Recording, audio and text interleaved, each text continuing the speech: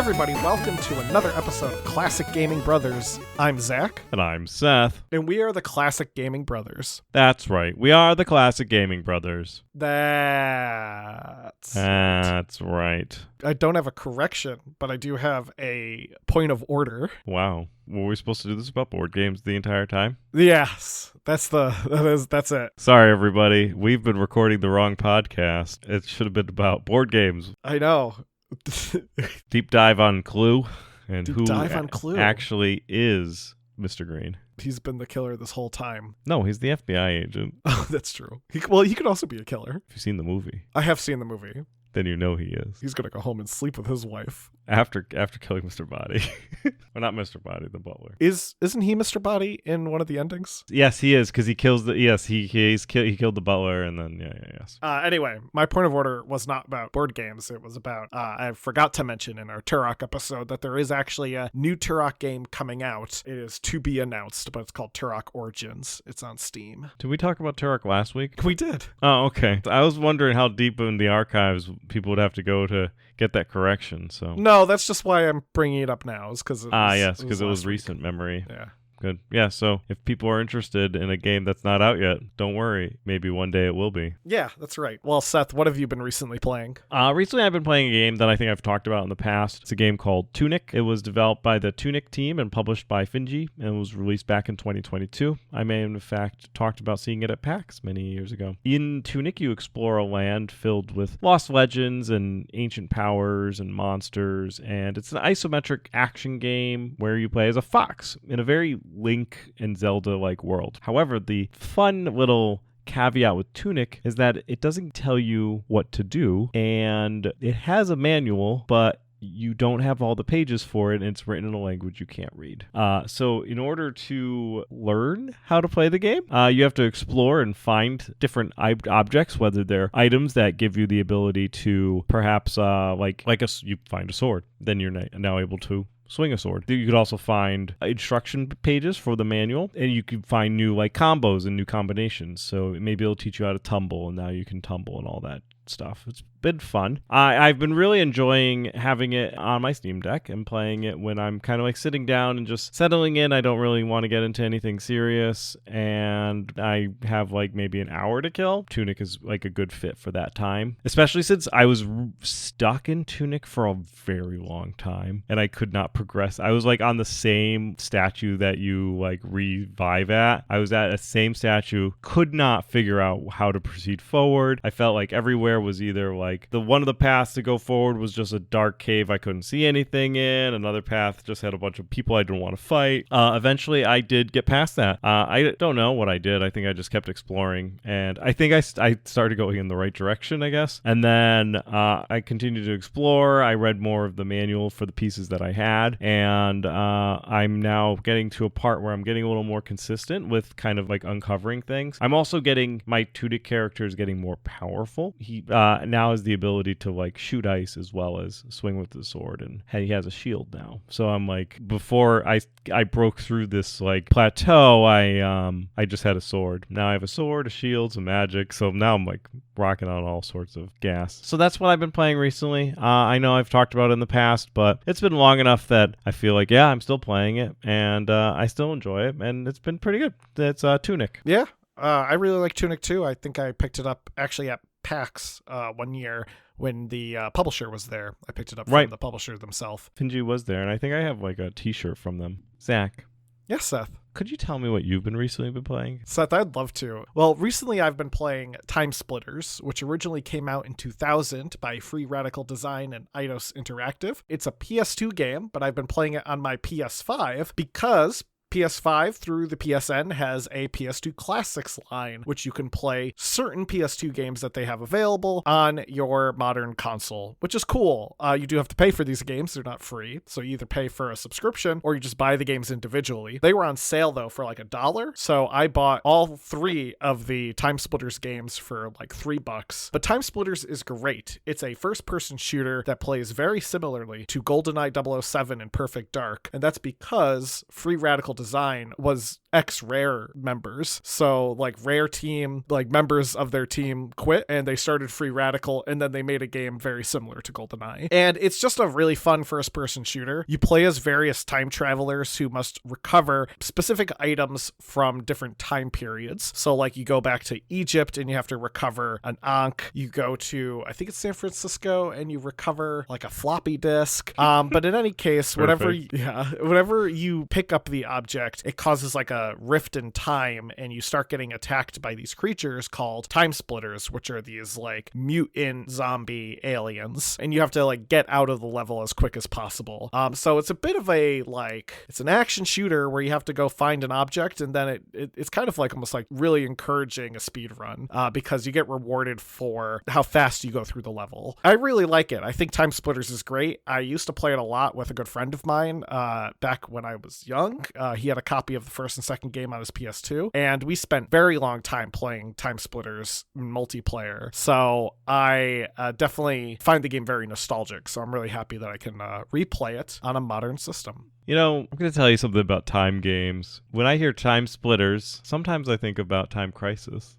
Yes. Because it's also a shooter game, too. But that one's mostly played in the arcade. Yes. Then I also think about a game that's lodged deep in my memory called Time Shift. Time Shift. It was a Saber Interactive, published by Vivendi Games.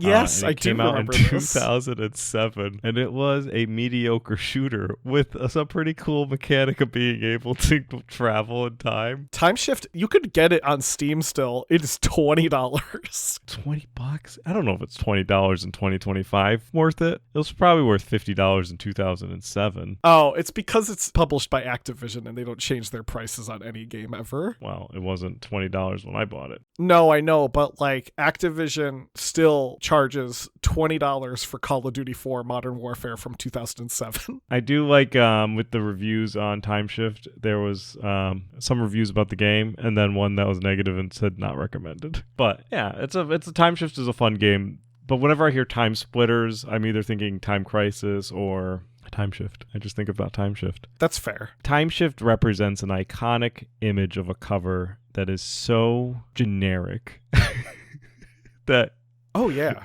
it is like the most generic cover. If you're like, what's a game that came out in the mid-2000s and you showed the cover to Time Shift without its name or like its logos or anything like that, someone would say, yes, that game did come out then. Yeah, it's a portrait of a man wearing armor and a glowing mask, and it's raining, and it's like destroyed city behind him. You could take out the title Time Shift, and you can put in the title of like literally any game released from this time period. I would believe you. You could put in Gears of War. I'd be like, oh, yes, I remember this version of Gears of War.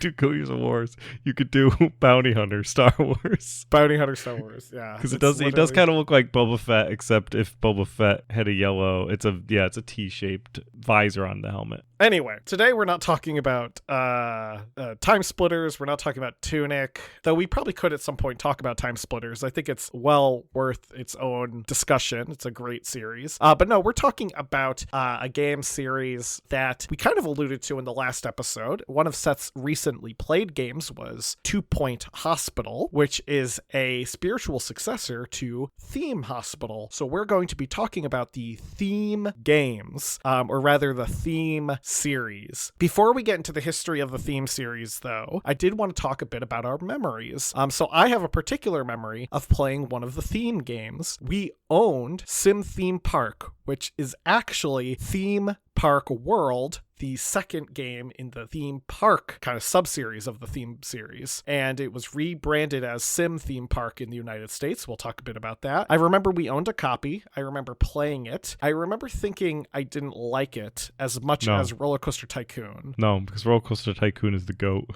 Yeah, I did think it was really cool. And I think the way you got me to like watch you play the game and also get me interested in playing it was by showing me that you could explore the park from a first first-person perspective and ride the coasters, which is the best part. which was really cool. And I think that made building more elaborate, intense roller coasters really fun because you got to see just how crazy you could make them and then go on them in a first view perspective. That being said, Roller Coaster Tycoon is still the GOAT, and it is always going to be the GOAT. Yeah, for sure. I think I like Sim Theme Park for, like, thinking back to owning it. I have some, like, core memories that you have that, like, I can think about, like, riding specifically, like, the wooden roller coaster and like, in first person.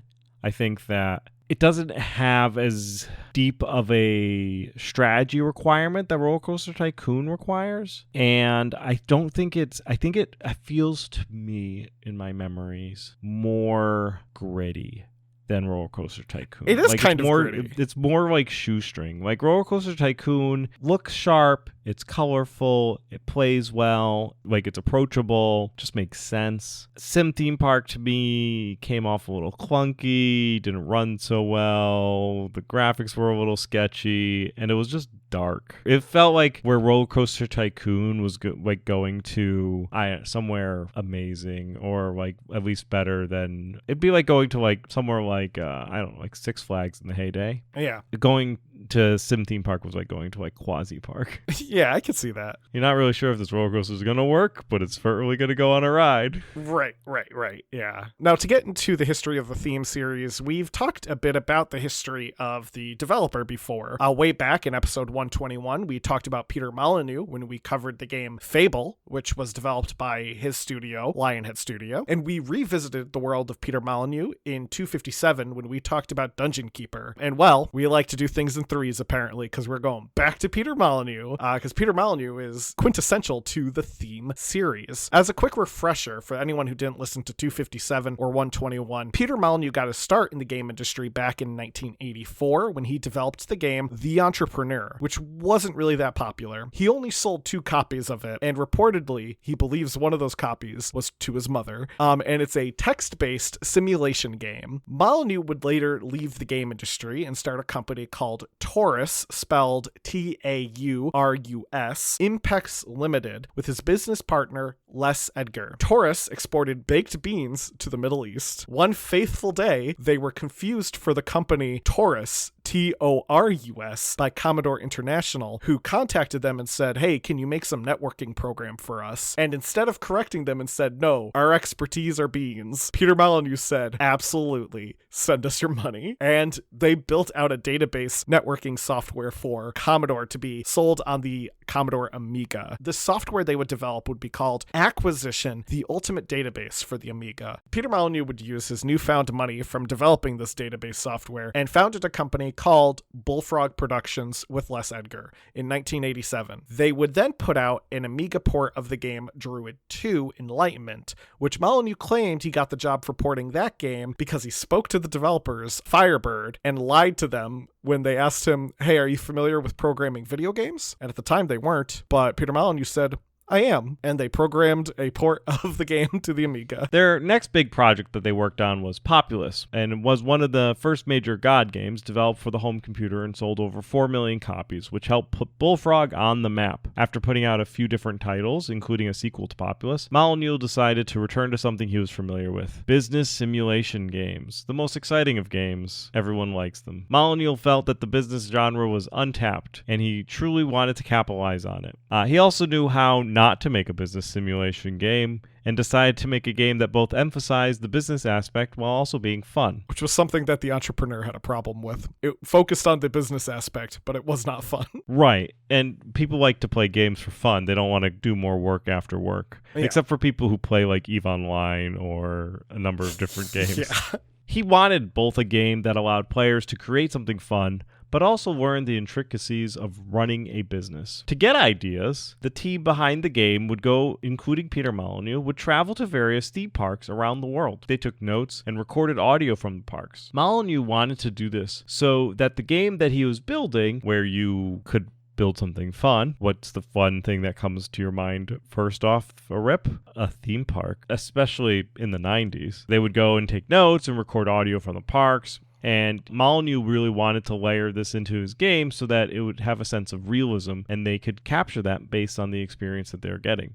which is great, especially for his employees who were paid to travel around to theme parks. Though debatable if whether or not that's actually fun. I feel like if you're not actually going on rides and you're just walking around recording people having fun on rides, it's probably not fun. And also, the theme parks can be a little bit stressful, especially with the number of people in them. And if you weren't into that and then had to be exposed to multiple different theme parks pretty regularly. Yeah, it's like being on a really loud bus. Yeah, all the time. They were planning on having a multiplayer experience, which for a theme park development game would have been interesting, I would say, at least. I'm not exactly sure how that would work, but they removed it before they released the game, so it probably didn't work, is the answer. The plan for multiplayer actually would have allowed other players to sabotage your park by sending people to mess it up, which is great in theory, but I would imagine is actually very difficult to execute in a game. I don't even see how that could work in like a modern video game without it being annoying. Yeah, I feel like it could be exploited. The code for the game was written by Molyneux and Demis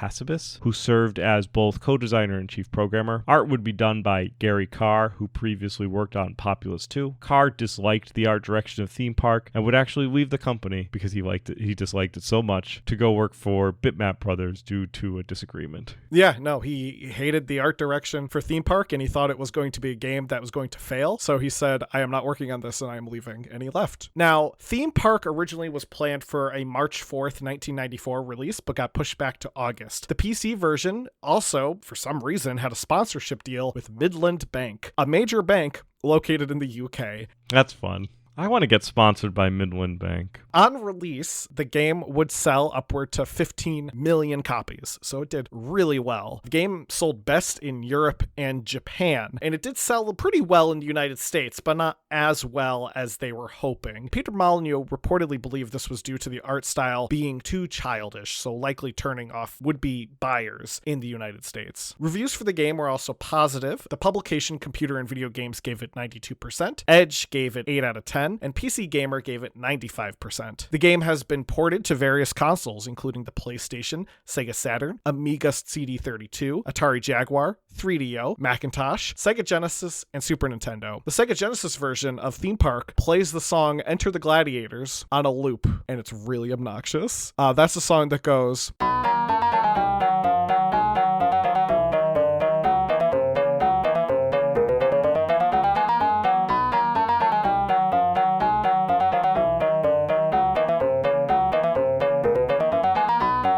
I mean, just not on a loop. That theme can be annoying. Now, Theme Park has 3 different difficulty settings. The easy mode allows you to just build a park without any restrictions. The normal mode provides balance between freedom and management. And the hard mode is primarily business focused, where you actually have to balance your budget, really pay attention to guest satisfaction, and focus on park development. The primary gameplay consists of you building out a theme park. So you start the game with a free plot of land located in the United Kingdom, and you get a couple £100, and you start building. You build up rides, you build shops, you build pathways, you hire staff. From there, you have to balance your money and make sure you balance the money in building these things with your customers' happiness and mood. One of the coolest things you can do in Theme Park is you can actually customize certain things with each ride or with each shop. For example, let's say you have an ice cream shop and people, for some reason, not buying chocolate. You can change the flavor of the ice cream, which might entice visitors to come back to that shop to buy that new flavor, which I think is really cool because that is like a very intricate element of design for a game that came out in the 1990s. Your overall goal, though, is to have a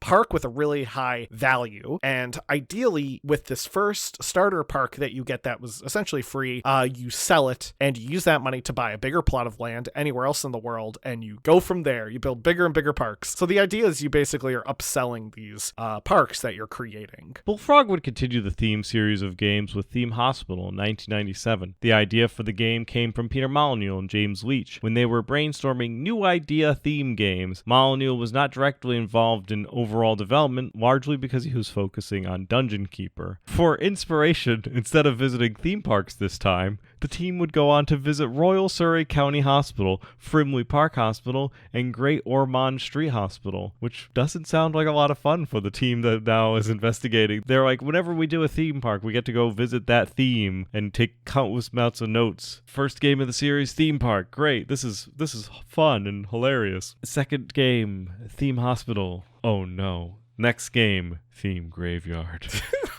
I like that they went to 2 different places where they had the opportunity to see vomit.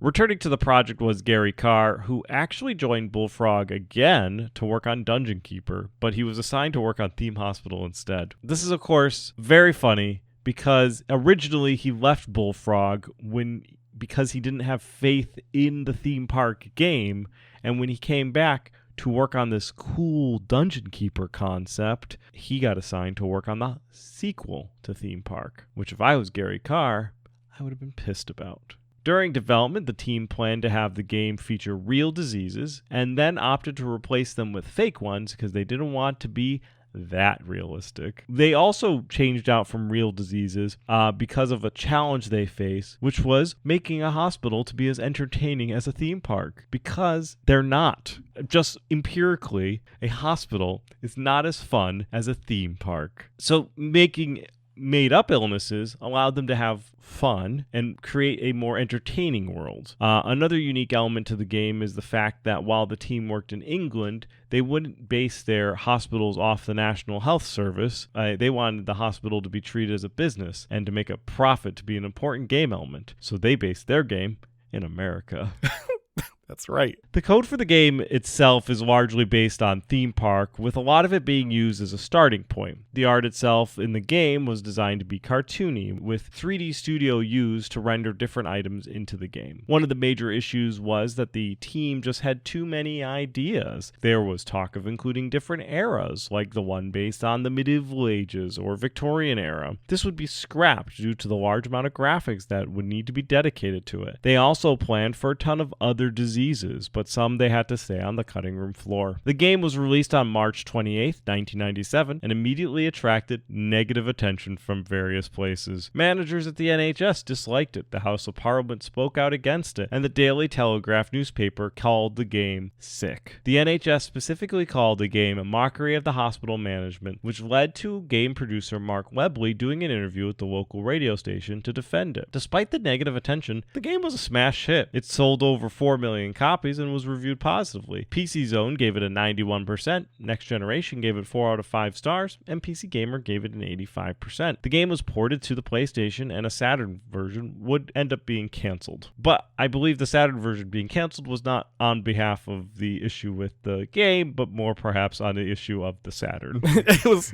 solely on the Saturn's fault for that one, not because the game was controversial. In 2000, Bullfrog would continue on with the theme series, now being like, wow, we were so successful with Theme Hospital, so successful with Theme Park. What's next? Theme Aquarium, which I feel like should have been a sequel to Theme Park, because I feel like aquariums and parks go together, not necessarily parks and hospitals. But regardless, here comes Theme Aquarium, which was released in Japan first. The game was briefly tested in the UK, but Bullfrog knew that Theme Park was successful in Japan, so they opted to capitalize on the Japanese market. Like the previous game, you focus on a specific business, this time an aquarium. A PC version would go on to be released in Europe in 2000. Next up, Bullfrog would work on Theme Park World, which is that game that I mentioned at the top of the episode. Theme Park World was developed to be more open-ended and less objective-based.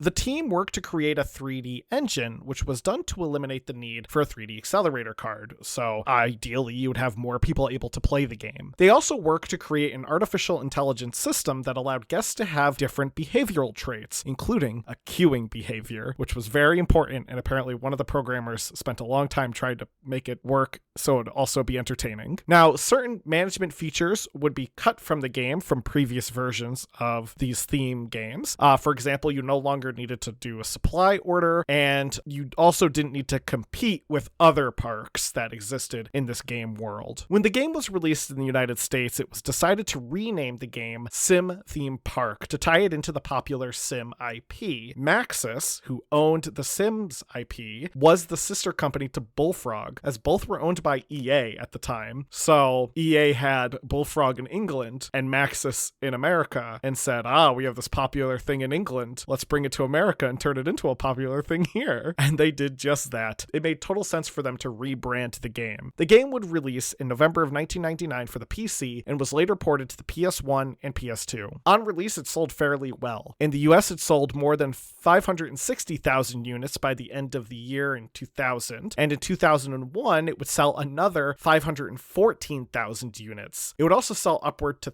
300,000 units in the UK. Reviews were positive, with Computer Gaming World giving it 4.5 out of 5 stars, IGN giving it 8.4 out of 10 stars, and Next Generation giving it a 4 out of 5 stars. One major criticism came from Computer and Video Games, who disliked the freeform nature and wished the game was more goal-oriented, like Theme Hospital, which I find interesting because in the top of the show, Seth talked about his memories and mentioned that the game was not as management-oriented, and that was one reason you didn't like Sim Theme Park. And it seems like that was what other people didn't like as well. So young Seth had the right idea in not liking something. Everyone else hated it too. The last of the theme games would come out in 2000. This would be Theme Park Inc., or Sim Coaster in the United States. Theme Park Inc. was designed as a direct successor to Theme Park World. It would also be the very last game to have the Bullfrog logo on it because the company would be absorbed by EA UK in 2004. And Theme Park Inc. is largely a more management-focused version of the game, so taking the criticism that Theme Park World wasn't management-focused and upping it.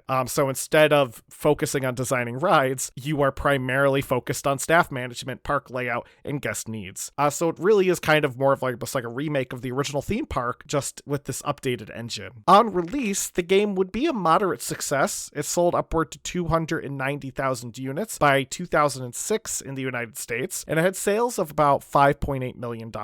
In the UK, it exceeded 100,000 units. Reviews were also positive. IGN gave it an 8.5 out of 10, PC Gamer gave it a 75%, and the TV show X-Play gave it a 4 out of 5. I was just watching videos of Theme Park and Theme Aquarium and Theme Hospital and all those different games. We owned at some point in time the original Theme Park as well. Okay, I don't remember, but I remembered the original Theme Park. It was for DOS. I definitely played it. It is a little more jankier than Roller Coaster Tycoon. Yeah, but I feel like it's got its own little soul. And then we had the Theme Park World, and I was just looking at images, and it is like you made Roller Coaster Tycoon just a little bit 3D and a little crappier, then that's what you get. But I do recall that you could go into and ride the first person modes. I then was looking at Theme Aquarium. I only found Japanese videos of it. It looks like you play like an isometric aquarium and you just drop different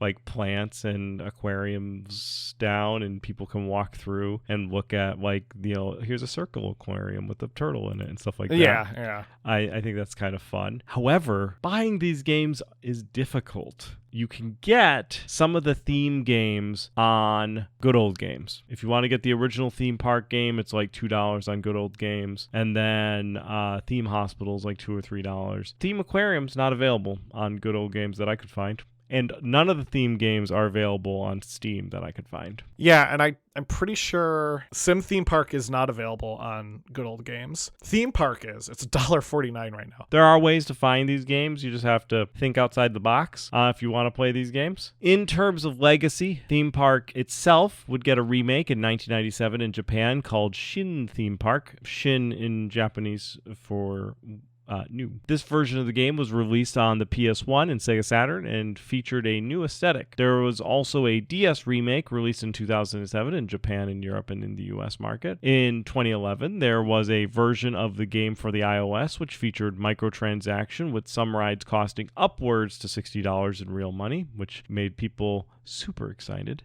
Since the release of Theme Park, the other games based on Theme Park construction would be released. The most famous is likely Roller Coaster Tycoon, but also Parkitect and Planet Coaster would be two more modern construction and management simulators. Theme Hospital would see a re-release on Good Old Games in 2012 and an Origins in 2014. So these theme games, I feel like they were so ubiquitous when we were kids. They were just everywhere. But now apparently you got to be like a detective to find these and get them if you want to play them. Beyond, there was the re-release on GOG and for Theme Hospital in 2012. There was also an open source remake of Theme Hospital called Core 6TH. Another game based on Theme Hospital released in 2018 called Project Hospital. And in 2016, Gary Carr and Mark Webley would start a company called 2 Point Studios. And they would go on to release the game 2 Point Hospital as a spiritual sequel to Theme Hospital. And in 2018, in fact, a disease that was cut from Theme Hospital called animal magnetism is now in 2 Point Hospital. So if you're wanting to make sure that those diseases from the cutting room floor are in there, 2 Point Studios would go on to get purchased by Sega, and they have gone to release two more video games, 2 Point Campus and 2 Point Museum, where it covers other fun activities such as college and going to a museum. I think my favorite part about the legacy and with 2 Point Studios as a whole is the fact that it was co-founded by Gary Carr, the man who quit Bullfrog because he hated Theme Park and then had to work on Theme Hospital when he wanted to work on Dungeon Keeper. And he started a company that made the spiritual successor to Theme Hospital. Yeah. People can learn as they move along in life. That's right. Maybe he learned to love it. Or he learned that it makes money. Well, anyway, that will do it for our theme episode, an episode on themes, we could say. And this is, I think, a great topic. I think the beautiful thing about Peter Molyneux is there's always something you could talk about that is widely different than the other thing you previously talked about. Yeah, Peter Molyneux he's a crafty character. He is.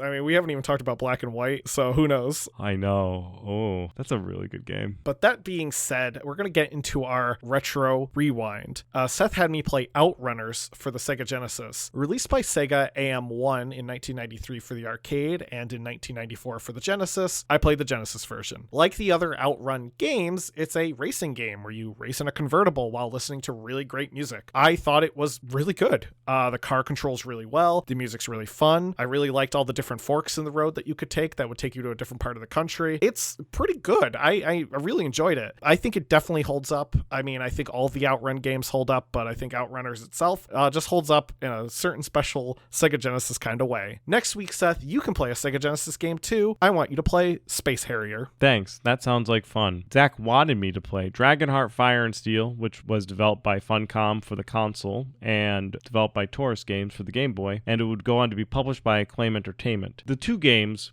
the game for the console and the PC and the Game Boy, were all released in 1996, with the Game Boy games release timing with the release of the movie, in North America at least. Technically speaking, Zach wanted me to play Dragonheart Fire and Steel for the Game Boy. That game does not exist. Dragonheart Fire and Steel was developed for the PlayStation and the PC and is a 2D side-scrolling hack and slash. However, the game for the Game Boy is Dragonheart, just Dragonheart, and is a first-person exploration game. I would say it's an RPG, but it doesn't have any RPG elements to it beyond like exploring and getting into fights with people, which aren't really defining by role-playing games. Mostly that involves leveling and character building and stuff like that. That doesn't happen in this game. You wander around in a forest as Sir Bowen, running into people, like peasants, asking them where the dragon is, and them all giving you different answers. There's also a monk that follows you, who kind of looks like Gilbert of Glockenspiel, who you say you can tell him to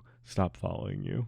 Also, not for nothing, when you load into the game, in the air, you can see a dragon. And one of the first questions that Sir Bowen asks is, where's the dragon? And I just want to say to Bowen, look up in the damn sky. I think there's a town that I had to go to when I was playing the game. I didn't figure that out until just now when I'm thinking about it, as I spent the time wandering around the woods, finding a map, and realizing the woods were all encompassing, so there was no escape from the woods. And I said, wow, I don't know where this game wants me to go, but it's certainly not out of these woods. But there is apparently a town that you can go to, and then once you're in the town, you can do some additional things. You get into a fight with a guy and scrap him, and when you go into a fight with the guy, it becomes like a fighting game with like person on the left, person on the right, and then 2 health bars, and then it's a punching and fighting game. Not like a beat 'em up game or a hack and slash game, just like a Regular old Street Fighter fighting game. I'm going to be honest. I think the game holds up for what it is. If you were in the back of a car with a Game Boy and you want to play this game, I think the game has enough depth and story that can keep you interested, with the understanding that the world is kind of dearth of things and people. There's just like an empty forest, and once you wander around the empty forest for a while, you realize there's no dragons that are coming to get you. To be honest, I think it holds up better than the console PC version, which is the side-scrolling hack and slash game. Next week, Zach, you could play Secret of Evermore for the SNES. I will. The real question, though, Seth, is does the Dragonheart Game Boy game hold up better than the Dragonheart movie? Absolutely not. I knew it. Well, everyone, thank you very much for listening to today's episode. If you have any memories of playing any of the theme games, Theme Park, Theme Hospital, Sim Theme Park, etc., let us know. You can do so by emailing us at classicgamingbrothers@gmail.com. We're available wherever podcasts can be found, be it Podbean, iTunes, iHeartRadio. We're available on social media, so check us out, Classic Gaming Brothers or CG Brothers Pod. We're also available on our website, of course, www.classicgamingbrothers.com. In May, we're going to be at PAX, so if you are at PAX, let us know, and we'll probably do this reminder again, but it's getting close, so I figured I'd do the reminder now before I forgot. So, Seth, is there anything else I'm forgetting? Don't play games like my brother. And don't play games like my brother. I've been Seth. And I've been Zach. And we've been the Classic Gaming Brothers. That's right. That's right.